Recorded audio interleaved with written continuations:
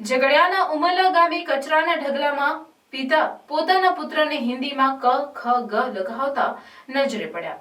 મહારાષ્ટ્રનો પરિવાર કચરામાંથી ભંગાર વીણી પેટીઓ રડવા ઝઘડિયા તાલુકામાં ફરે છે.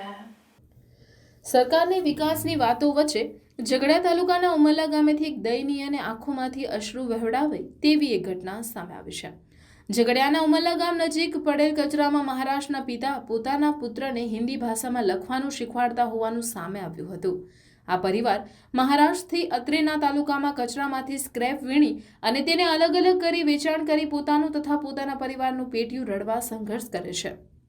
વળી કચરામાં પોતાના વહાલસોયા પુત્રને ભણાવતા પિતાનો પણ એક હાથ ન હોવા છતાં કચરામાંથી પ્લાસ્ટિકની બોટલો, પીપી પ્લાસ્ટિક, એચડી પ્લાસ્ટિક, પુઠ્ઠા, પેપર, બોટલના ઢાંકણા વગેરે વીણી લઈ તેને અલગ અલગ કરી વેચાણ કરી પોતાનું ગુજરાન ચલાવી રહ્યા છે.